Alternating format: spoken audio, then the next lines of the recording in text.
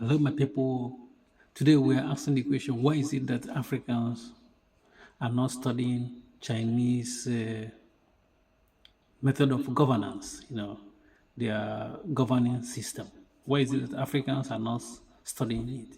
Because we can see that the system they practice in China is working. I mean, it's working in terms of development. I don't know if it's working in terms of human rights. We're not talking about human rights. We're just talking about development. You can see the massive development that this Communist Party of China, which Xi Jinping is the head, is the general secretary as well as the president of the Chinese Communist Party, which is Chinese president. You know what I mean? And you see how the system is working. When you look at the system briefly, like somebody like me that just trying to, study deep into how their governance works. There's some structure there that interests me most, which I'm going to highlight in this video. Is Chinese National Party Congress. This Congress is made up of, I think, 3,000 delegates, and most of them are from Chinese Communist Party, which is the ruling party in China. And they say their major task or their job is to make laws and supervise the government. The last part I want to highlight more, to supervise the government. They make law and as well as supervise the government. I like this structure, man, because what happens in most African countries, lack of supervision of the government. The politicians, they set up this structure, this democracy we have, but there's no people that really examine and monitor the government itself. There should be a method to monitor the government, and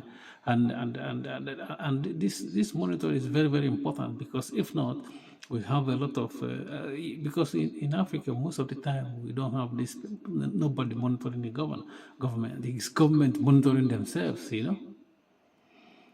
But this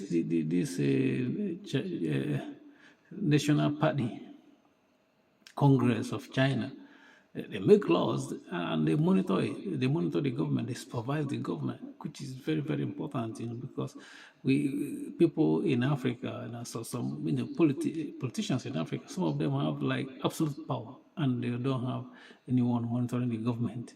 They put sycophants around them, and they see that most people are suffering. African youth, their local dreams is dying. They are dying. These local dreams that African youth have, to do something and in their country, and to make ends meet. You know what I mean? To make things, out of life. Because and time, time is not in their side, in Africa. But these politicians, because their inner circle and their families and their friends, they share money, the money that's meant for common goods, they embezzle it just to put, and the worst case is that they put this money away from Africa. They will go travel abroad and buy houses. Houses, politicians in Africa, most of them have houses abroad in the Western world.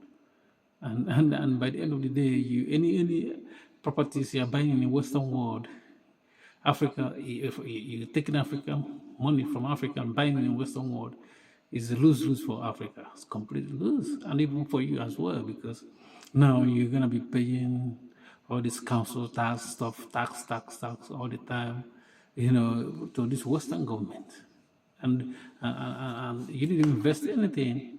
If you invested that money in your country, it would help. It would have helped a lot, but we don't see. We don't see it. So, Africa, I think Africa should study this Chinese system of governance. I'm not saying like even Chinese is people that say that it's not democracy, but Chinese believe it's kind of democracy, because it's government by the people, and there's a lot of people involved. it's not only that you have one man that is, I think he stays every 10 years, and it's not, he didn't go to get power from the people, he get power from this party. And I don't see anything wrong with getting power from the party because the party represent people. But Africa should, I think, is gonna be good if we study this their system and maybe try to implement it. Peace.